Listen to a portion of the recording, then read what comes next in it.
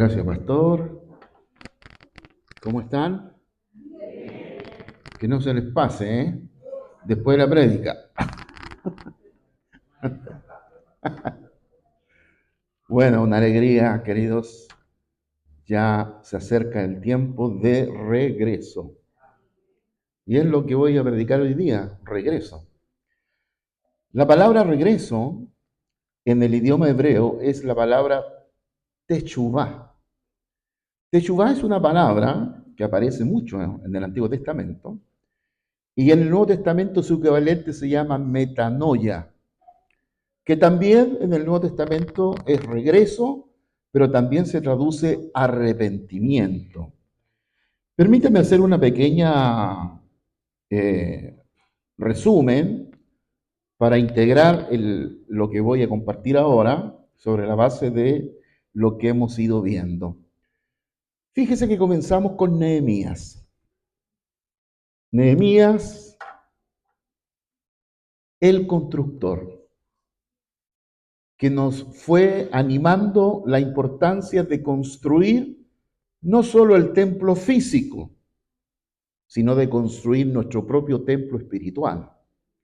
Y por eso nuestro lema es que mi espíritu construya la casa de Dios, y no nos estamos refiriendo al templo físico, sino refiriéndonos a nuestro espíritu, que será el que quedará cuando este cuerpo se vaya. Quedará nuestro espíritu, lo más importante. Y por eso la importancia de poner el énfasis allí, en el espíritu. Sin duda cuidamos el cuerpo, porque sin el cuerpo el espíritu no puede permanecer. Cuando el cuerpo muere, el espíritu ya no puede quedar. Si está en Cristo, volverá con el Señor, ¿cierto? Si no, entrará a vagar. Pero de Nehemías saltamos a Esdras. ¿Ve que es importante recordar? Porque materia pasada, materia olvidada. Saltamos a Esdras y con Esdras el énfasis fue no solo construir nuestro espíritu, sino preparar nuestro corazón para inquirir en la palabra de Dios. Es el texto, 7:10, el texto principal allí. Y después saltamos al profeta Ageo. El pueblo vuelve a Jerusalén, comienzan a hacer algunas cosas que Dios había dicho, pero luego se quedaron rápidamente con apatía espiritual y quedaron con desobediencia. Y pasaron 16 años que Dios levanta un profeta Ageo, para hablarle al pueblo de que no puede quedar en esa condición, que hay cosas que Dios ha dicho que hay que cumplirlas y hay que moverse. Y hemos dicho, el profeta Ageo solo duró su ministerio entre 4 a 6 meses. Declaró 4 profecías o sermones para animar al pueblo a establecer bien, pero súper bien, sus prioridades. ¿Se recuerda? Pastor Julio, me recuerdo que predicó sobre eso, que yo tengo muy buena memoria. ¿Ah? Y cuando el profeta nos habla de la importancia de establecer bien las prioridades, lo que el profeta está diciendo al pueblo, que una vez que el pueblo salió de Babilonia en uno de los exilios, entonces el pueblo llegó a Jerusalén y llegaron a construir sus propias casas. ¿Construir su propia casa está mal? No. No es que el profeta o Dios se está quejando porque construyan sus casas, no, sino por la prioridad, porque primero era la casa del Señor. Primero la casa del Señor, luego todas las cosas que usted quiera, ¿no? Todo lo que ustedes, el Señor les dé, que el Señor les bendice, les bendiga y aprovechen y disfruten todo. Pero primero no se olviden que todo eso es fruto de depender de Dios, ¿no? De depender de Dios. Si Dios no bendice, ¿quién te va a bendecir? Por lo tanto, así como Jacob hay que anhelar la bendición, y agarrar al ángel hasta que no te bendiga, no lo sueltes. No lo sueltes. De tal manera que Ageo fue un profeta que en momentos determinados de la historia de Israel, cuando Israel se iba atrás de otros dioses, ya no respetaba la ley, entonces Dios le levantaba un profeta. ¿Y qué es un profeta? Un tipo que uno no quiere escuchar. Porque ese te va a decir que no está bien lo que estás haciendo, que tus prioridades están equivocadas y que porque no estás poniendo a Dios en primer lugar, no te va a ir bien. Vas a tener más dificultades de las normales. Entonces Dios levanta al profeta como una advertencia, porque el profeta es el tipo que advierte, como una advertencia a detenerse y a meditar bien lo que estoy haciendo. ¿Lo que estoy haciendo a Dios le agrada? ¿Lo que estoy haciendo está en beneficio del reino de Dios en mi propia vida, en mi propia casa, en mi familia, etcétera, etcétera? Bueno, el profeta, porque es el tipo que dice lo que nadie quiere escuchar, la mayoría de ellos fueron muertos. Como este profeta que acaban de matar de un tiro en los Estados Unidos. Un muchacho joven que debatía en la universidad hablando de los valores cristianos. Y de un disparo lo callaron. Si tú te levantas como profeta, o Dios te levanta como profeta, ten cuidado. Hay alguien que va a querer que te calles. Porque el profeta siempre dice las cosas incómodas, las que uno no quiere que le digan, las que uno no quiere escuchar. Y por eso el Señor Jesús, entrando a Jerusalén antes que lo crucifiquen, llora por Jerusalén y ¿qué dice? Jerusalén, Jerusalén, tú que matas a tus profetas y a los que te son enviados. Porque querido, que cuando el pueblo está tan cómodo en un sistema religioso, donde Dios no está, porque en los sistemas religiosos Dios no está. Entonces uno se acostumbra tanto a un sistema religioso, ora porque el sistema le dice, canta porque el sistema le dice, pero no lo hace como Jesús le dijo a la samaritana, en espíritu y en verdad. Estos son los adoradores que el Padre busca, verdaderos adoradores, o sea, aquellos que lo hacen con todo el corazón por Dios y no por un sistema. Entonces los profetas son los que desarman los sistemas. Un sistema que perdura demasiado tiempo lo que hace es enceguecer a las personas.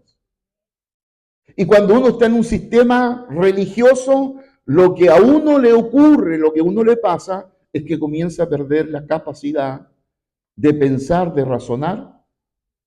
Por eso, en la Biblia, el apóstol Pablo escribiendo a los hermanos, una de las epístolas, dice que lleguemos a la unidad del Espíritu, no a la uniformidad. Porque uniformidad es pensar lo mismo, decir lo mismo, hablar con los mismos códigos, y nadie quiere romper el statu quo. Entonces, cuando alguien rompe el statu quo de un sistema, entonces lo llaman, en nuestro siglo ya no lo llaman profeta, lo llaman revolucionario. Este revolucionario, ¿no? Como me llamaron alguna vez en el seminario, este es revolucionario. Solo porque yo oraba a las 4 de la mañana, ¿no? Yo lo consideraba que era normal, pero para ellos era revolucionario.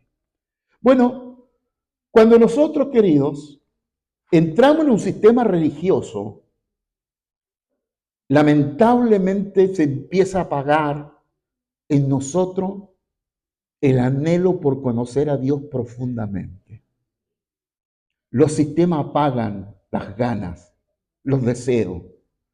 Y si hay algo que el Señor le dejó claro a Israel, que él no quería formalidad, ritualidad. De hecho, le dijo en uno de los salmos, estoy hasta aquí, hasta la coronilla de sus fiestas, de sus lunas nuevas, de sus días de reposo, me tienen harto. ¿Por qué? Porque Israel había aprendido un sistema, una manera de acercarse a Dios ritual.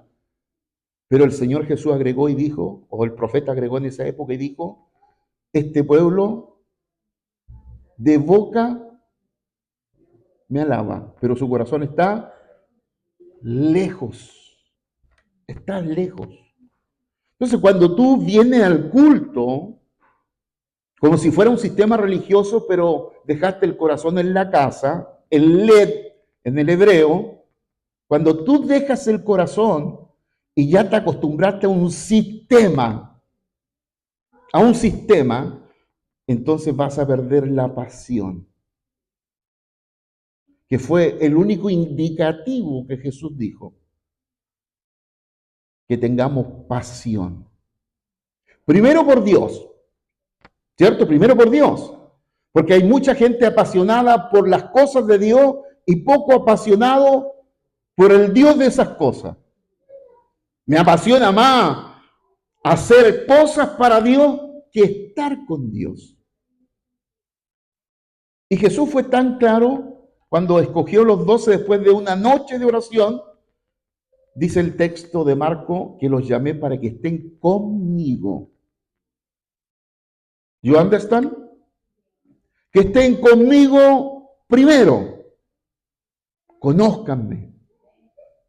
Después vayan, echen fuera demonios, prediquen el año agradable del Señor, sanen a los enfermos, etc. Todo eso después, primero conmigo.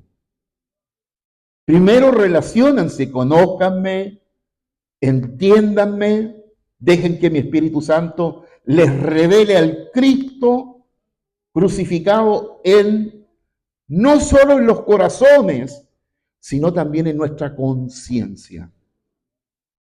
Que tengamos la capacidad de tener conciencia de la necesidad que tenemos de Dios.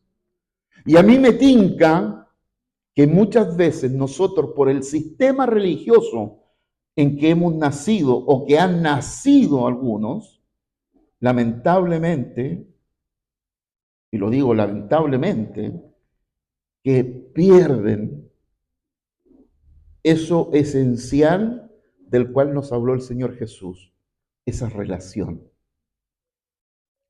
ese contacto, esa comunicación con lo máximo, con lo trascendente, con el Señor. Por lo tanto, queridos, Ageo es el profeta que se levanta para recordarle al pueblo que tienen un propósito y ese propósito no está en ellos, sino en la misión que Dios le dio al pueblo, en la tarea. Por eso, querido, nosotros nos realizamos, no porque sacamos un cartón de la universidad, y yo tengo varios. Nos realizamos, ¿sabe cuándo? Cuando entendemos la misión de Dios y el compromiso que tenemos con esa misión. No, está trabajando, ahora está realizada, ¿sí? ¿Usted me dice que el trabajo realiza? Si el trabajo realizara, no habrían 15 días o 20 días de vacaciones, porque uno llega hasta aquí después. No quiere ver la pega ni el jefe ni a nadie. Por lo menos 15 días para descansar de ver a otra gente, ¿no? La realización está en la misión del Señor. Por eso fue su misión. Vayan y hagan discípulos a todas las naciones. A usted se le ocurrió meterse en una pega y estar 30 años ahí. El Señor le dijo, vaya y haga misiones a todas las naciones. Viaje por todo el mundo. Pero ustedes quisieron quedarse en la pega. Yo viajé por todo el mundo. Pasé 20 años arriba de un avión viajando por todos los continentes, predicando el Evangelio. Gloria a mí. Porque mucha gente piensa que servir al Señor es lo peor que le puede pasar. Así era en mi tiempo cuando yo era un muchacho en la iglesia, ser pastor era lo peor. Que ninguna muchacha de alguna hermana de la iglesia se fijara en uno que quería ser pastor, porque iba a ser pobre toda la vida. Querido, los profetas no son queridos, porque los profetas son los que te dicen que no estás haciendo las cosas bien y que tienes que restaurar las cosas, que tienes que priorizar las cosas, que no puedes ponerte tú como prioridad, que si no pones al Señor, el Señor no acepta segundos lugares. O soy primero, o no soy nada. Bueno, esa fue la máxima del Señor, pues. La máxima que el Señor Jesús puso: el que no es conmigo es contra mí, y el que conmigo no recoge, desparrama. Así que, querido, cuando el pueblo y hoy día la iglesia comienza a entrar en un sistema religioso donde la vida de Cristo, la vida de Dios, la vida del Espíritu ya no está, a pronto se va a levantar un profeta a zarandearnos a todos. Y lo más probable que a ese profeta lo único que queramos es que el Señor se lo lleve. Porque el profeta dice lo que uno no quiere escuchar. Eso que de repente a uno el papá le decía, ¿cierto? Oye, déjate de hacer eso, no andes por ahí, mira los amigos que tienes, etcétera, que uno no quería escuchar, pero después dice, el viejo tenía razón. Detrás de los barrotes de la cárcel, ¿por qué no hice caso? Así que, queridos, pero el profeta Ageo terminó con un mensaje glorioso. La gloria de la casa que viene será mayor que la gloria de la primera casa. Y para que no se preocupen de sus casitas y todo, les digo, dice el Señor, que yo soy dueño de la plata y el oro, por si acaso. ¿Ah? O depende de su peguita o depende de mi riqueza. ¿Qué va a hacer? ¿Ah? ¿Qué va a hacer? ¿Va a depender de su peguita o va a depender de la riqueza mía? Bueno, queridos, saltamos del profeta Ageo, porque lo voy a dejar ahí porque están medio pálidos ustedes. Y voy a saltar al profeta Zacarías. ¿Ah? Porque ahí saca todo uno, ¿no? Zacarías. Y el profeta Zacarías, queridos, viene más enojado todavía. Viene más enojado que Ageo. Porque ya en los primeros versos dice que Dios está enojado. Vamos a mirar, Julio, pastor. Póngame los primeros 6 versos y vamos a leerlos todos juntos para darle base bíblica a lo que digo. Muy bien, leamos todos juntos. 1, 2, 3.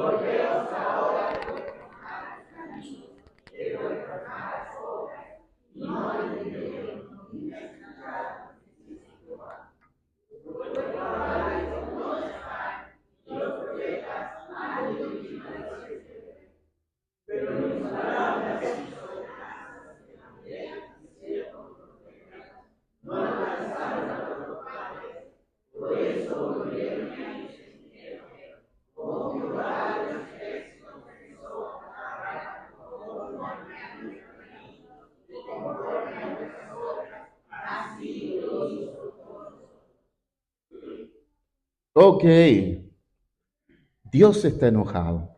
Yo pensaba, porque a veces pienso, ¿qué cosa puede enojar a Dios? ¿Qué podría hacer uno que enoje a Dios? Que lo ponga a Dios enojado. ¿Qué cosas enojan a Dios? Me leíste el sermón.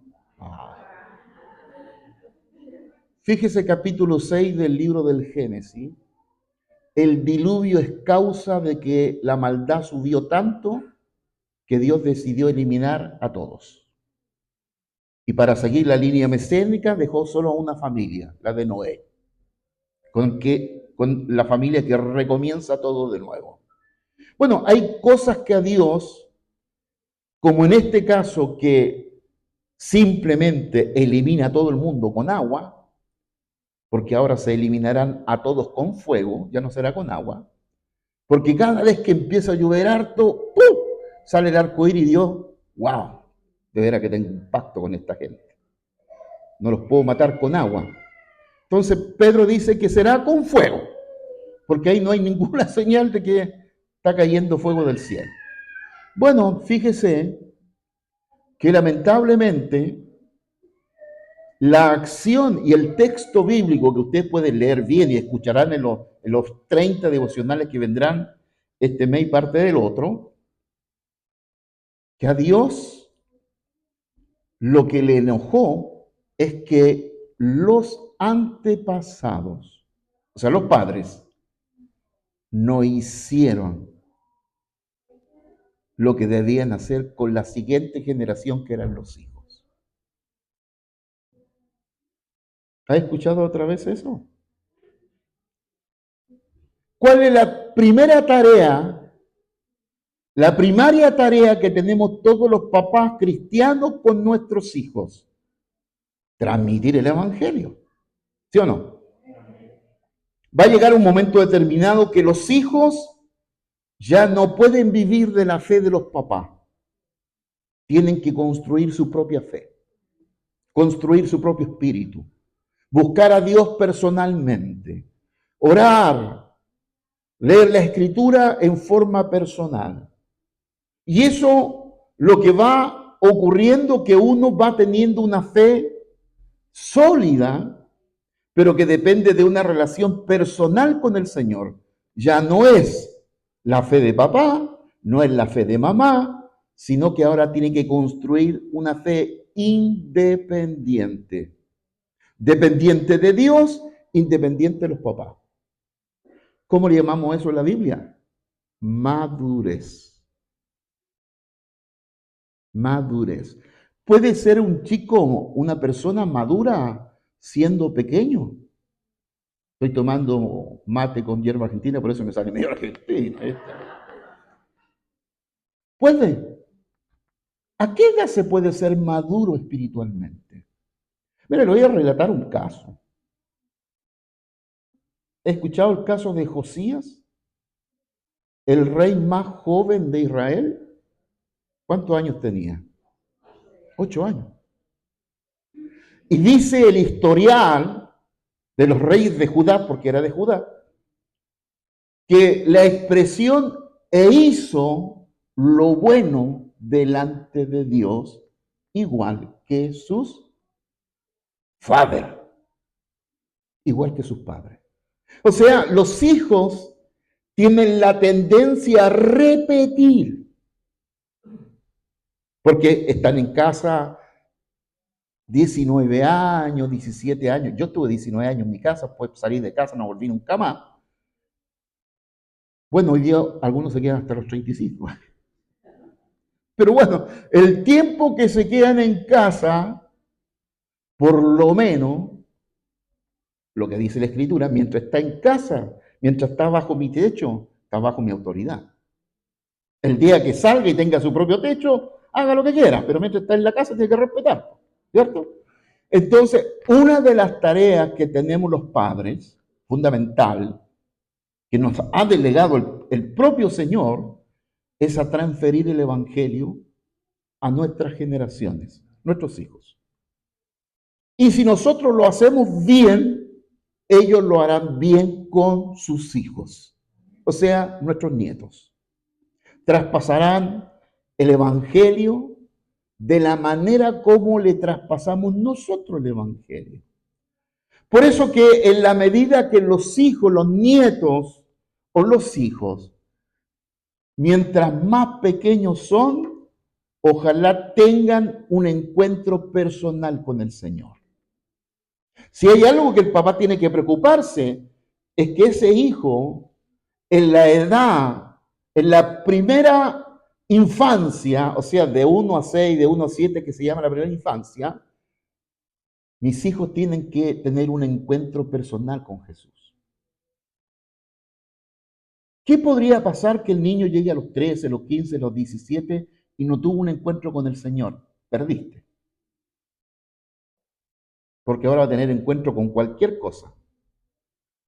Pero si nosotros nos damos a la tarea, a la meta, como profeta en nuestra propia casa, asegurarnos que nuestros hijos en su temprana edad, en la primera edad o en la segunda edad, tengan ese encuentro con el Señor. ¿Sabe qué? Estamos asegurando a un muchacho que va a vivir su vida de fe sólidamente.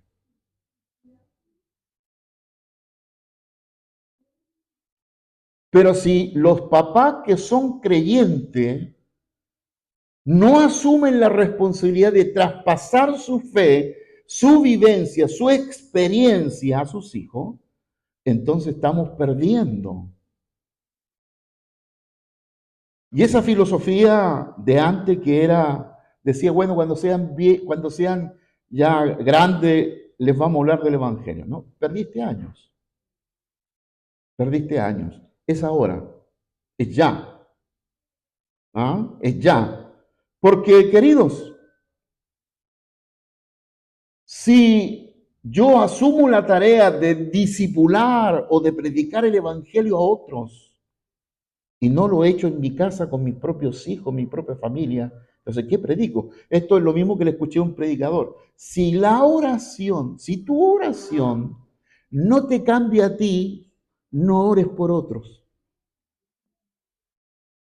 Lo encontré para el bronce esa frase.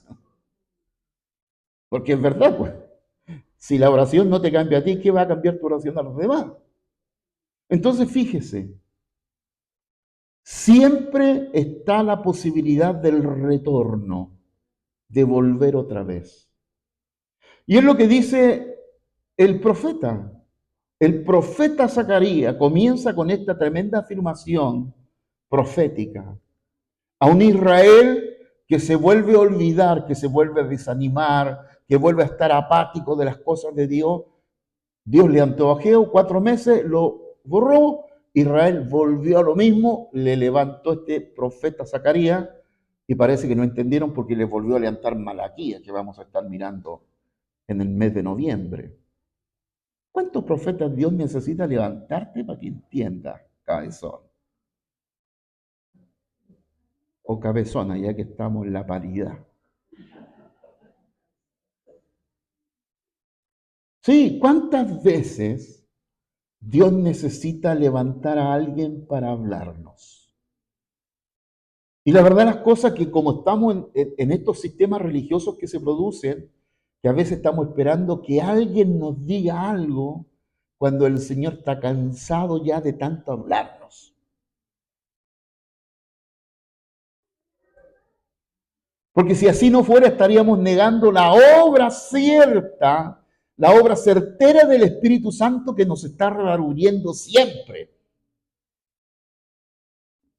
¿Sí o no? Y recuérdense que el Espíritu Santo redarguye, no lo haga, no. Pero llega un momento que ya no habla más, se calla. Porque después del diluvio, Dios dijo, mi espíritu no va a contender con el espíritu del hombre. Le va a hablar, lo va a redarguir, 1, 2, 3, y se va a callar. No obedeció, muy bien, siga su camino. Y hay algunos que consideran que su camino es recto, pero su fin es de muerte. ¿Quiere seguir con su propia opinión? Bueno, sigue con su propia opinión. ¿No quiere cambiar de opinión? ¿Quiere ser sabio en su propia opinión? Bueno, siga su camino. No hay problema. Dios no se hace problema con los necios. De hecho, los mira desde lejos, ¿cierto? Dios da gracia a los humildes y a los necios, a los orgullosos, a los soberbios, los mira desde lejos. Por lo tanto, queridos, el profeta Zacarías nos trae un mensaje extraordinario para todos nosotros. Cuán más, cuán menos. Vuélvanse al Señor. Y la expresión que me encanta desde el día de mi juventud, cuando leía a los profetas menores, la expresión volveos a mí y yo me volveré a vosotros. Esto es teshuvá, es retornar, es arrepentirse. El camino de volver otra vez a Dios con todo el corazón y la pasión, el camino es el arrepentimiento. Es hacer teshuvá, es retornar en mis pensamientos. ¿Qué significa arrepentimiento? No es solamente llorar por los pecados. Así era en el Antiguo Testamento. Por eso vemos oraciones lastimeras, vemos gente sacándose la barba, tirándose ceniza, poniéndose saco, tratando de expresarle a Dios que están humillados y arrepentidos, con acciones físicas externas. ¿Y Dios qué mira? El peuque. Dios mira el corazón. Porque lo externo, lo ritual, no impresiona a Dios. ¿Qué impresiona a Dios? ¿O qué le agrada? Un corazón humilde, un corazón sencillo, un corazón recto, corazón temeroso de Dios. Temeroso de Dios. Porque el temor se ha ido. Los sistemas religiosos, el temor de Dios ya no está. No se teme tanto a Dios. Por lo tanto, es una palabra de urgencia. Es una palabra urgente.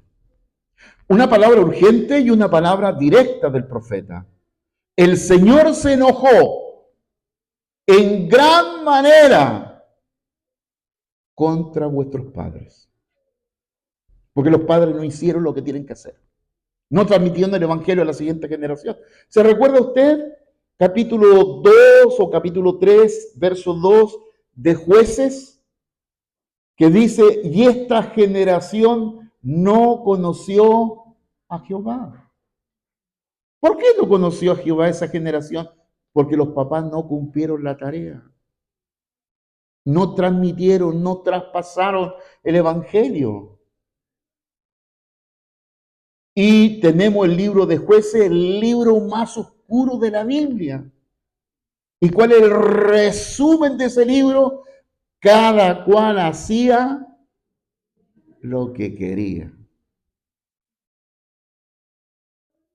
No escuchaba a nadie. Hacía lo que quería, ¿no? Bueno, el Señor se ha enojado en gran manera. O sea, el gran manera es el énfasis de que Dios realmente se enojó con el pueblo. ¿Por qué? Porque el pueblo ha desobedecido. Tiene una actitud de desobediencia permanente y esto le viene desde los padres. Los padres han sido desobedientes. Evidentemente que van a producir una generación desobediente. Por eso, en la educación, cuando educamos a nuestros hijos, tenemos que enseñarles a que obedezcan rápido. No hay que repetirle 40 veces, hace tu cama.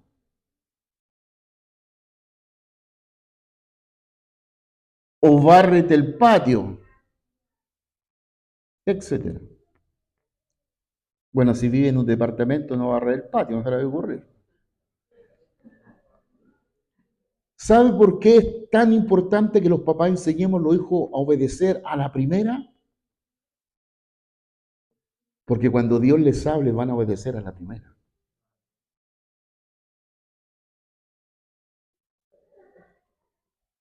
Y te aseguro que si tú has consagrado a tus hijos, Dios les va a hablar. Tarde o temprano Dios les va a hablar.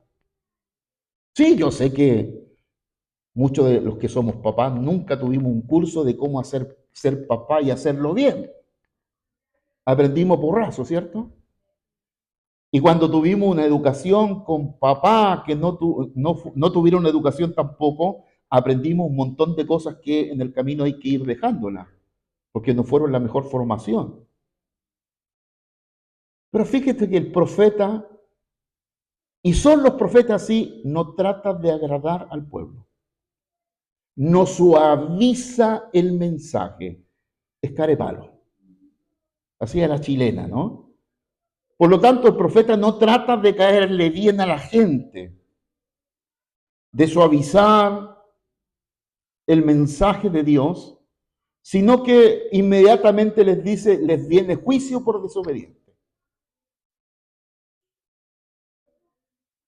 Y ese juicio viene en contra de todos, del pueblo en general. Por lo tanto, queridos, hoy día requerimos toda la iglesia, o todas las iglesias, o todo el pueblo de Dios, requerimos simplemente escuchar la verdad de Dios con claridad, sin simbolismos, sino con claridad y sin excusa. Escuchar el mensaje de Dios de la misma manera como está en la Escritura, sin suavizarlo para que nadie se vaya a enojar, no hay hacer cosas que no venga mal a la iglesia.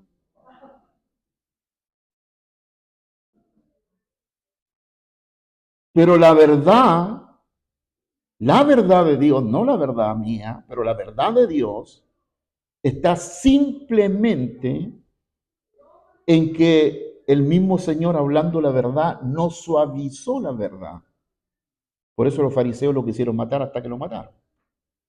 Los religiosos lo quisieron matar, lo persiguieron una y otra vez.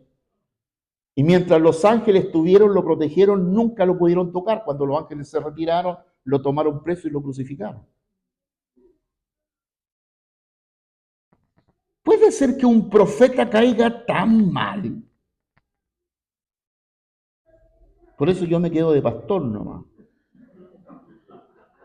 No hacer cosas que me crucifiquen. Y fíjese, requerimos escuchar.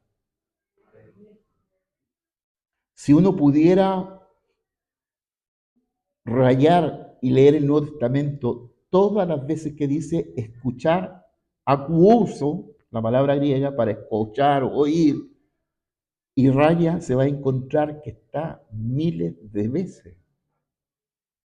Porque la Biblia justamente fue dada para que escuchemos.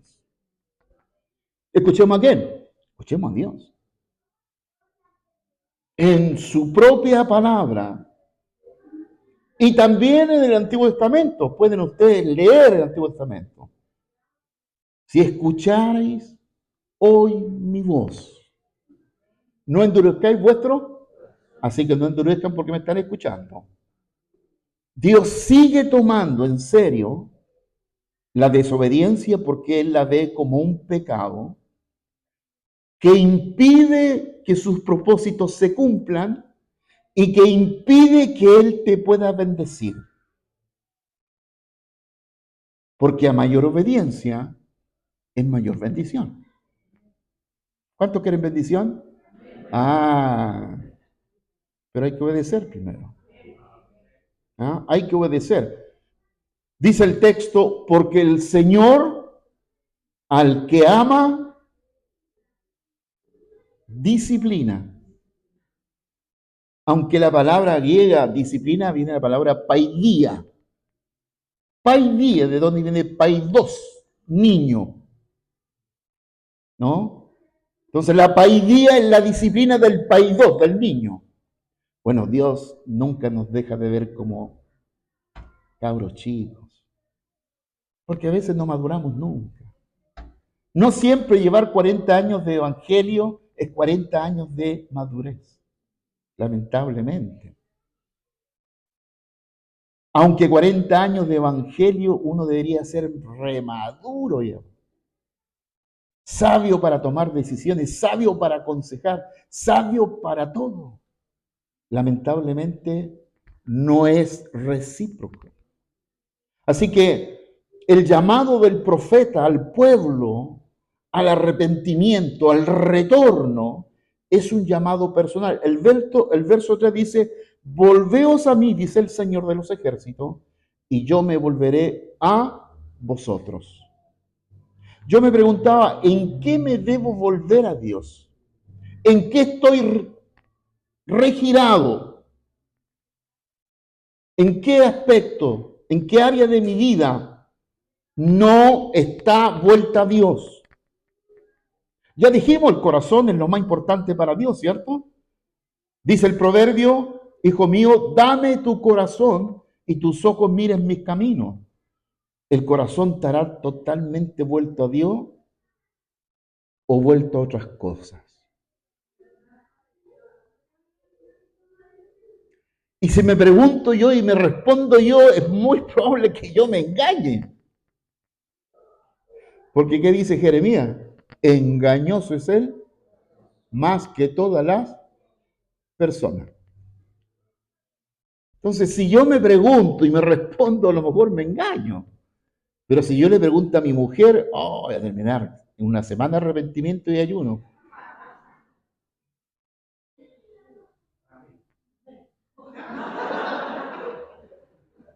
Por eso la quiero. Porque es una profeta que dice la verdad, ¿ves? Y como uno no quiere escuchar a los profetas, entonces me voy para otro lado. Es el llamado, querido, un llamado a la Teshuvá, a retornar, a volver. El profeta Jeremías decía, hay que volver a las sendas antiguas, no a la ritualidad, sino a las sendas antiguas. ¿Cuáles eran las sendas antiguas? ¿A qué se estaba refiriendo? Al caminar de Abraham. Que la Biblia es al único que lo llama amigo de Dios. Y que es nuestro ejemplo de fe. Abraham es el ejemplo de los creyentes, ¿cierto? Vivimos y llevamos la fe de Abraham. ¿Y cuál fue la fe de Abraham? Fue la fe de Dios. La fe de Abraham fue que llamen lo que no es como si fuera. Que llame aquello que no es como si fuera. Por lo tanto, querido, volverse a Dios es teshuvá, es retornar, es volver el corazón a Dios, es preguntar a Dios, Señor, ¿en qué cosas tengo que volverme? ¿Qué no estoy haciendo? No bien, no. ¿Qué no es, qué estoy haciendo que a ti no te agrada? Porque a lo mejor hay algo que a mí me parece bien, pero a Dios no le agrada. ¿Qué no te agrada, Señor? No quiero ni imaginarme que te llores conmigo, que te enojes. Y que me pase lo mismo que pasaba en el profeta Jeremías, que el pueblo oraba y Dios que dice, mis oídos se han engrosado. No importa que grites, no importa que ores, no te voy a escuchar. Dios le está diciendo a Israel, porque Israel clama pero no obedece. Si vas a clamar es porque vas a modificar conducta. ¿Sí o no? Por lo tanto, el peligro de repetir los errores nuevamente del pasado, los errores del papá, los errores de los hermanos pasados, los errores de acá, etcétera, etcétera. Entonces, no seáis como vuestros padres. Nuestros padres tienen muchas cosas buenas. Los míos ya están con el Señor. Mi papá tenía muchas cosas buenas y muchas cosas pencas también. Esas cosas pencas es la que aguanta mi mujer. Pero cuando uno llega a tener conciencia de que ama a Dios, que quiere amar a Dios, que quiere servir a Dios, es capaz de hacer ajustes, es capaz de hacer cambios. Y si no es capaz de hacer cambios, bueno, Dios te va a llevar, te va a presionar que los hagas. Porque no puede caminar contigo más kilómetros de esa manera. Entonces, no sean como vuestros padres a los cuales clamaron los profetas, mas ellos no escucharon. No escucharon. Y usted sabe que no escuchar a un profeta en el Antiguo Testamento era juicio. Dios enviaba a profetas, el pueblo no lo escuchaba, muchas veces los mataba y Dios traía juicio, deportación. Todo a Babilonia. 70 años. ¿Saben qué significa estar 70 años toda una vida? Toda una vida. En un país que no es tu país, en un lugar que no es el tuyo,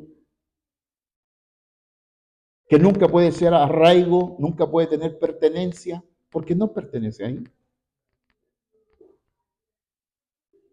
Por lo tanto, queridos, la palabra de Dios permanece para siempre.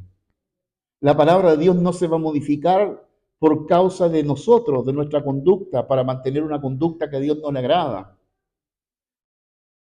Sino que, dice el profeta, los padres murieron, los profetas también, pero la palabra de Dios se cumple.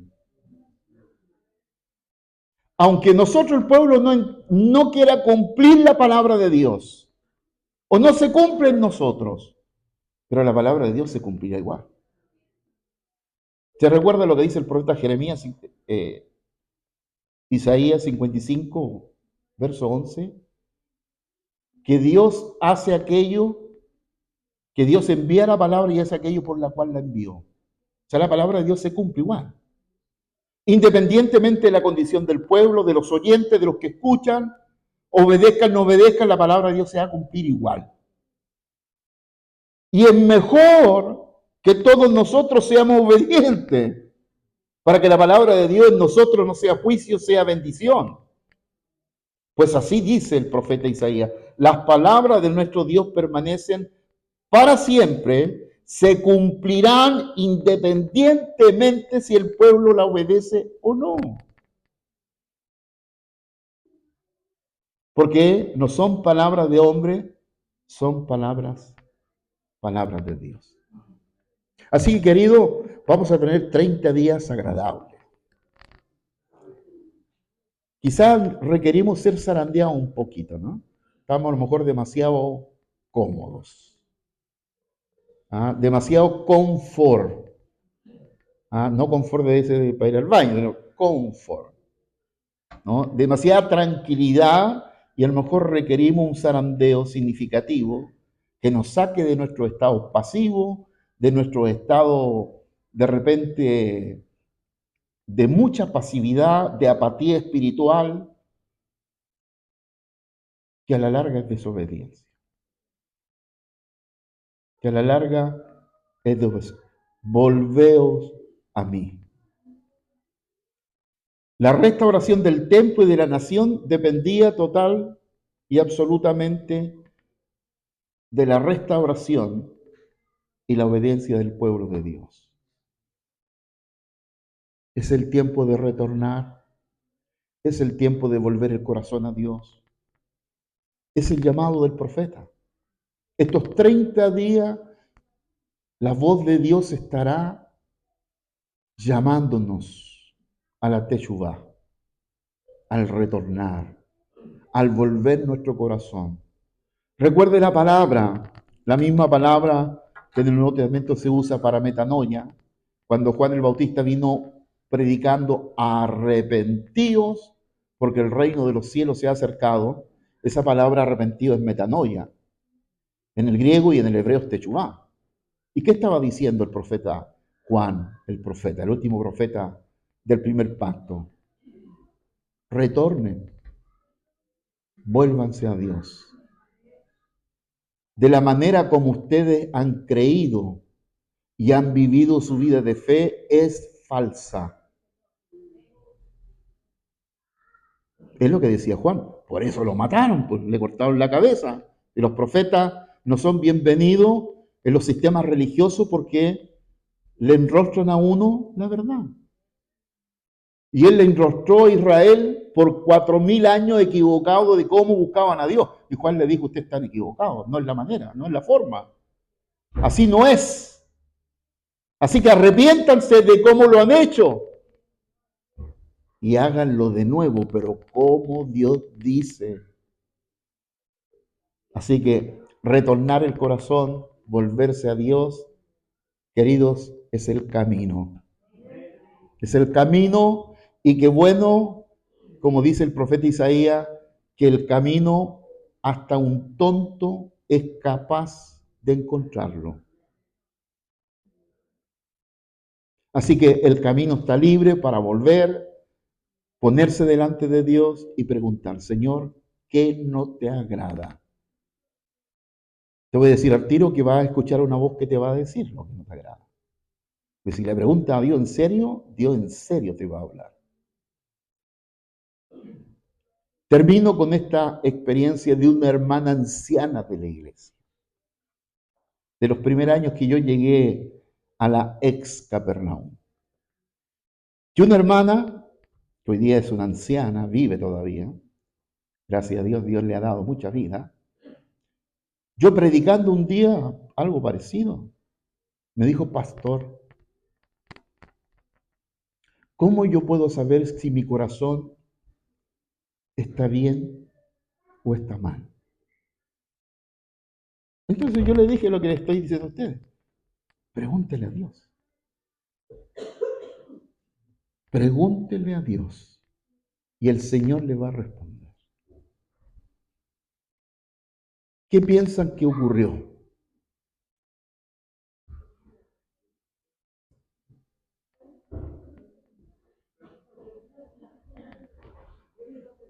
Dios le habló. Si cuando le preguntamos a Dios que queremos que nos hable, le va a hablar. Tiene 66 libros que hablan y todavía Dios sigue hablando.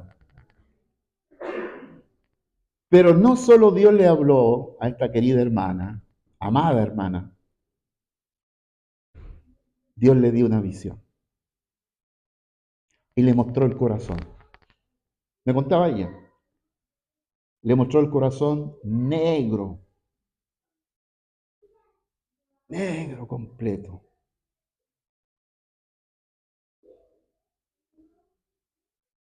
Y esta querida hermana, conversando conmigo,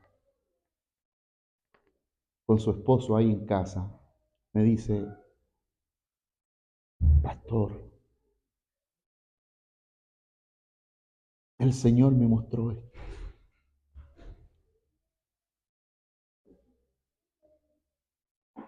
Mi corazón no está limpio, no está sano.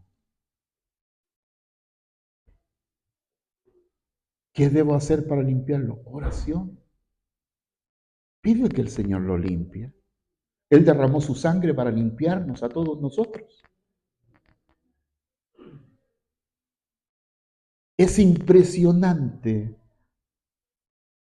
cómo esa mujer cambió. Después de vivir una ritualidad, ha sido una mujer que busca a Dios.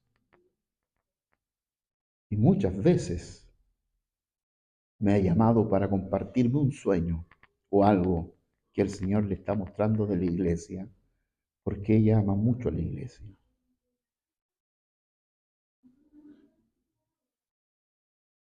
Hay que retornar. Pregunta al Señor, Señor, muéstrame el corazón. ¿Cómo está mi corazón? ¿Realmente está limpio? ¿Realmente está cargado de un montón de cosas a las que yo le he dado cierto nivel de importancia y que Dios simplemente le da importancia a otras cosas? Oremos a Dios. Padre, gracias por tu palabra.